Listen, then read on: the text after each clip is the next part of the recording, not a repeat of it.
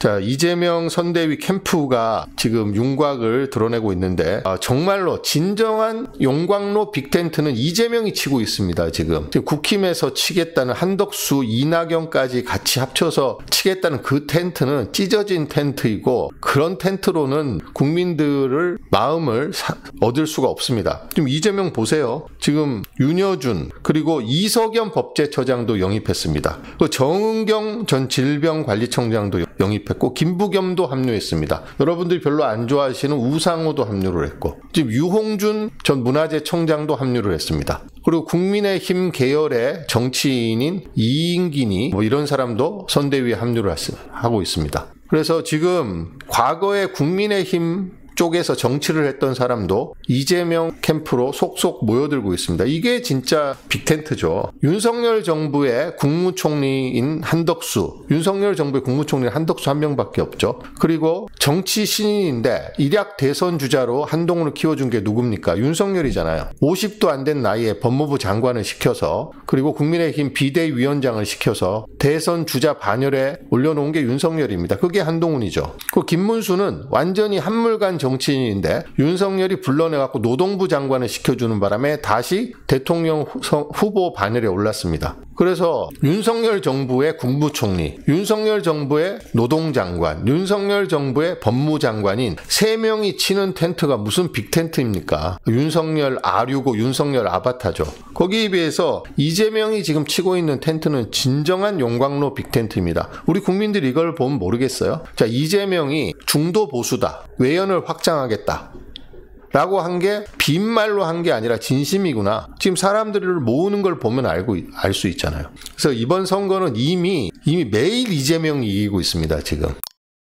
권오울이라는 사람은 국회 사무총장도 하고 안동 지역에서 3선인가 했던 사람이죠. 이 사람도 지금 캠프 지지 선언하고 국민의힘을 심지어 탈당까지 하고 들어온다고 하더라고요. 권오울이. 그리고 박창달이라는 또 옛날에 그쪽에서 활약했던 사람도 이재명 캠프에 들어온다고 합니다. 그래서 한번 생각해 보세요. 윤석열의 국무총리, 윤석열의 노동장관, 윤석열의 법무장관 셋이서 치는 텐트가 빅텐트라고 생각할 사람이 누가 있겠습니까? 윤석열 아바타죠. 결국 이번 대선도 이재명과 윤석열의 졸개들의 싸움이니까 이재명, 윤석열의 2라운드입니다. 1라운드는 0.73%포인트 차이로 석패했지만 2라운드는 압승입니다. 그리고 여기에 3라운드는 없어요. 2라운드가 끝입니다. 정은경 질병관리청장도 지난번 코로나 시절에 국민의 신뢰를 얼마나 많이 받았던 인물입니까? 이런 훌륭한 인재들이 합류를 해주고 또 인지도가 높은 유홍준 전 문화재청장도 합류를 하고 아람동동님 텐트는 무슨 비닐 우산도 못 되는 것들 아주 정확한 비유이십니다. 자, 이재명은 지금 여기에 대해서 요게 좀 화제가 됐었죠. 왜 끝에 요 빨간색이 있느냐? 이재명의 그 외연 확장에 대한 의지를 표현한 거죠. 파란색은 민주당을 상징하는 거고 이 빨간색은 보수를 상징하는 건데 본인이 보수를 포용하겠다. 끌어안겠다. 보수로 외연을 확장하겠다. 이런 의지의 표현으로 기호 밑에 이렇게 빨간색을 넣었다고 하더라고요. 그래서 말로 보나 지금 진행되는 시각적인 걸로 보나 또 선대위에 합류하는 면면으로 보나 진정한 용광로형 통합형 선대위 보수 비명을 가리지 않는 저는 아주 잘하고 있다고 생각합니다. 대통령이 당선이 되고 사람을 어떻게 쓰고 정책을 어떻게 펼지는 그 다음의 문제입니다. 지금은 이재명은 압도적인 후보답게 이런 통합형 용광로형 선대위를 구성하는 게 맞다고 생각하고요. 이런 행보가 이재명에 대한 지지율을 더 끌어올릴 거라고 생각합니다. 그래서 지금은 만약에 저쪽에서 찢어진 텐트로 다 모아갖고 1대1 구도로 만들었어요. 이준석까지 합쳐서. 그래서 52대 48 양자 구도에서 이렇게 이기면 안 됩니다. 설사 양자 구도가 만들어지더라도 55대 45, 60대 40 이렇게 압도적인 표차로 이겨야지 더 민주적 정당성이 강해지는 거거든요. 그래야지 집권 초기에 우리 망가진 대한민국을 정상화시키는 그런 힘이 생길 거 아닙니까? 낙지가 가서 찢어져 물 새고 있는 빨간 텐트 기둥을 잡아주겠죠. 이낙연은 제가 보기가 맛이 완전히 같습니다. 이 사람은. 제정신이 아니에요. 아니 여지껏 민주당으로 호의호식하고 고위직을 다 경험해놓고 이제 와서 배신자죠. 저 아무런 명분도 없고 또 그나마 실리라도 있으면 모르겠는데 명분은 다 내팽개치더라도 자기가 주워먹을 뭐 이익이라도 있으면 모르겠는데 그것도 아무것도 없습니다. 그냥 이재명에 대한 반감. 내가 이재명보다 더 나은 사람인데 어떻게 이재명이 대통령이 되냐. 배가 아파서 지금 못 보는 거죠.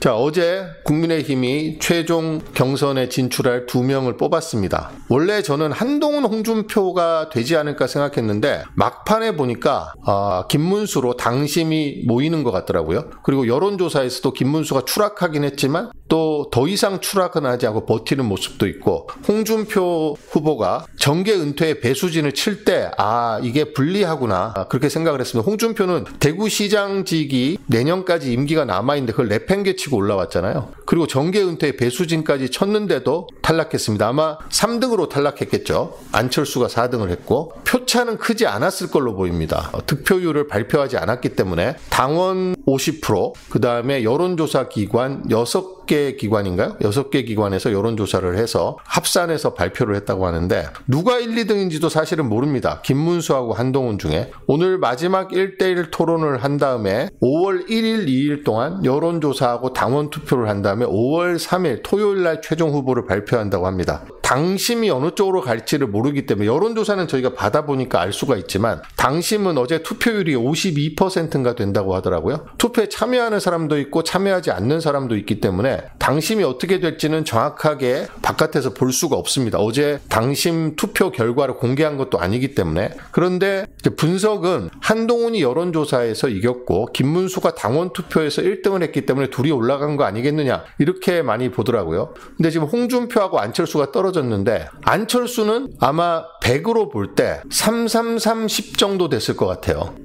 그러니까 김문수가 30, 한동훈이 30, 홍준표가 30인데 거기에서 1, 2%포인트 차로 순위가 정해졌을 거고 안철수는 아마 10% 정도 했을 건데 지금 찬탄 반탄으로 나눠서 찬탄이 한동훈하고 안철수니까 합치면 40이고 반탄이 김문수하고 홍준표니까 합쳐서 60 아닙니까? 그래서 2명이 탈락했기 때문에 2명의 표심이 김문수 아니면 한동훈으로 가야 되는데 그렇게 본다면 김문수가 더 유리한 거 아니겠느냐 이런 전망이 있고 최종 경쟁력을 생각하면 김문수는 너무 올드하잖아요. 한물 가는 정치인입니다. 그리고 과거에 119 상황실 통화라든지 코로나 때 경찰하고 언성을 높이며 싸운 이런 동영상들 있고 또 토론회에 보면 이게 시대에 뒤처져 있다는 게 많이 느껴집니다. 그래서 막판에 전략적 선택으로 한동훈을 선택할 수도 있겠다. 이런 전망도 있습니다. 저는 개인적으로 전망을 하자면 51대 49로 한동훈이가 될 가능성이 조금 더 높다. 저는 개인적으로 이렇게 전망을 합니다. 근데 전망은 그렇고요. 제 개인적인 바람은 한동훈이가 떨어졌으면 좋겠습니다. 김문수가 올라와서 김문수하고 한덕수하고 단일화를 해서 김문수가 최종 후보가 돼서 이재명 후보하고 본선에서 이재명 대 김문수로 본선 경쟁을 했으면 좋겠습니다. 그리고 한동훈은 정치를 하면 안 되는 자입니다. 지금 수사를 안 받아서 그렇지 수사만 제대로 하면 한동훈이 저는 처벌을 피하기 어려울 거라고 보고 있습니다. 그리고 윤석열 검찰 정권 연성 쿠데타의 1등 공신 아닙니까? 윤석열이 얼마나 예뻐했으면 훌쩍 뛰어넘어갖고 초대 법무부 장관을 시켰겠어요. 한동훈이 73년생인데 2022년에 법무부 장관을 했습니다. 만 49세에 법무부 장관을 했어요. 얼마나 파격적입니까? 그러고 나갖고 정치 경험이 한 번도 없는 한동훈을 국민의힘 비대위원장을 시켜줘서 단박에 대선 후보 반열에 올려줬습니다. 다 윤석열이가 해준 거잖아요. 그런데 한동훈이가 무슨 낯짝으로 지금 정치를 하겠다고 지 대통령 될 욕심에 김건희하고 좀 싸우고 그리고 계엄 때 자기 체포하라고 하니까 탄핵에 찬성한 것 같고 계엄 해제 요구 결의에 찬성하고 자기가 무슨 윤석열 계엄을 막아낸 것처럼 설치고 다니는데 아주 그냥 눈꼬리 씌어서 못 보겠습니다. 김문수가 무슨 능력이 있으며 한동훈은 윤과와 가장 가까웠던 정치겸사였는데 맞습니다. 제 말이 딱 그 말입니다. 저는 김문수가 나오든 한동훈이 나오든 누가 나와도 이재명 후보의 당선에는 별 영향은 없을 거라고 생각합니다만 김문수는 사람이 아둔하고 시대에 뒤처져 있는 사람입니다. 하지만 한동훈처럼 연성 쿠데타를 일으켜서 검찰 독재 공화국을 만드는데 가담하지 않았습니다. 그리고 김문수는 한동훈처럼 검언유착이라든지 고발사주라든지 딸에 대한 의혹 같은 게 없습니다. 지금 드러나 있는 게 없습니다. 그래서 한동훈보다는 김문수가 시대에 뒤떨어져 있지만 한물간 정치이지만 그래도 김문수가 되는 게 더 낫지 않나. 그리고 한동훈은 정치를 그만둬야 됩니다. 한동훈이 여기서 최종 후보가 되면 지가 무슨 대단한 정치적 역량이 있고 미래의 가능성이 있는 것처럼 생각해서 계속 지금 정치권에서 기웃기웃하고 그 다음에 당권에 도전하고 이렇게 할 거 아닙니까? 한동훈이 여기에서 탈락을 해야지 다음 당권에서도 더 멀어지는 겁니다. 그래서 저는 예상은 한동훈이 51대 49로 올라갈 것으로 예상을 합니다. 조금 더 높다고 보지만 제 개인적인 바람은 한동훈이 여기서 탈락했으면 좋겠습니다. 자, 김문수가 이재명이 입법 행정을 장악해서 굉장히 두렵다 이렇게 이야기했는데 이재명이 워낙 압도적인 지금 지지율을 기록하고 있고 국회도 압도적 의석을 갖고 있고 지금 헌법재판관 2명 지명하는 것도 물 건너갔기 때문에 이재명이 대통령이 돼서 지명을 하게 되면 헌법재판소도 우위에 있게 됩니다. 진보가. 그러니까 민주진영이 헌정회복 세력이 우위에 있게 됩니다. 그러니까 두렵다는 건데 김문수는 국회에서 민주당에 비해서 3분의 2 밖에 안 되는 의석, 3분의 2도 안 되죠. 108석 밖에 안 되는 소수 정당이고 겨우 100석을 넘겨서 개헌을 저지할 수 있고 탄핵을 저지할 수 있는 108석 밖에 못 얻었고 지난번 대선에서 0.73%로 간신히 이긴 윤석열이가 어떤 짓을 했는지 모릅니까? 윤석열은 대선에서 나타난 표심을 보면 국정을 그렇게 운영하면 안 되죠. 거의 절반이 윤석열을 찍질 않았습니다. 오히려 심상정까지 합치면 절반 이상이 윤석열을 안 찍었죠. 그러면 거기에서 나타난 표심을 받들어서 이재명이 자기랑 대등하게 싸운 후보면 상호 협력해야 될 거 아닙니까? 존중하고. 그런데 어떻게 했습니까? 내내 무시하고 짓밟으려 하고 있고 총선에서 나타난 민의도 야당에게 189석을 몰아줬으면 개혁신당까지 합치면 192석입니다. 이렇게 몰아줬으면 거기에서 나타난 민의를 알고 자중했어야죠. 국회 협조를 구하고. 그런데도 불구하고 내란을 일으켰습니다. 군대를 동원해서, 경찰을 동원해서. 진짜 두려워할 것은 그런 괴물 같은 정치인, 권력욕에 사로잡혀서 민주주의고 헌정이고 다 무시하는 그런 정치 세력의 등장이 두려운 것이지, 아니 정당하고 올바르고 대한민국을 번영시킬 비전과 능력을 가진 사람이 강력한 대통령이 되는 게 왜 두렵습니까? 이재명이 대통령이 되면 바이든 날리면 같은 막말을 하겠습니까? 그걸 보도했다고 입을 틀어막고 전용기를 안 태우겠습니까? 자기 수사했다고 보복 기소를 하겠습니까? KBS 사장을 아부하는 파우치 같은 사람 KBS 사장으로 앉히겠습니까? 이진숙, 유일임 같은 자를 방통위원장, 방통심의위원장으로 앉히겠습니까? 김영석 같은 매국노를 국립기념관장으로 앉히겠습니까? 뭐가 두렵다는 겁니까 지금? 지금 한겨레 신문이 권태호 칼럼이 정확하게 제목을 잘 뽑았습니다. 내란 정부의 장관 2명이 결선에 올라가고 한덕수는 부전승으로 지금 또 올라가서 결승전이 아닙니다. 이게 그러니까 하고 올라오면 한덕수가 또 있는데 이게 무슨 결승전이에요. 그러니까 결국은 3명 다 윤석열의 사람들이고 윤석열의 졸개들이고 막판에 좀 대들었다고 해서 한동훈이 윤석열의 졸개가 아닌 건 아니잖아요. 한동훈이 윤석열의 졸개죠. 그리고 검찰 정권의 폐해를 우리가 몸서리 쳐질도록 겪었는데 한동훈을 대통령으로 뽑는 게 말이 됩니까? 자, 한덕수 이야기를 다시 해보겠습니다. 한덕수가 선거 사무실을 이미 계약했다고 합니다. 그리고 무소속으로 단일화를 한 뒤 입당을 하겠다. 자, 5월 11일이 후보 등록 마감인데 대통령 선거를 하면 몇백억을 써야 됩니다. 이 사무실도 계약하는데 계약 보증금 줘야죠. 월세 내야죠. 거기 사무기기 넣어야죠. 엄청나게 많은 돈이 듭니다. 근데 한덕수가 그런 돈이 있지도 않을 뿐더러 그런 돈이 있다고 해서 쓸 사람도 아니잖아요. 한덕수는 공직에 있을 때 개인 돈 안 쓰는 걸로 유명했다고 합니다. 근데 한덕수가 무슨 돈이 있어서 최하영이 그 돈을 쓰라고 내주겠습니까? 그래서 한덕수는 국민의힘에서 꽃가마를 태워서 추대시켜주지 않으면 이 사람은 나올 수가 없습니다. 그러니까 지금 어떻게 해서든지 기호 2번으로 후보 등록을 해야지 한덕수는 대통령 선거에 나올 수가 있습니다.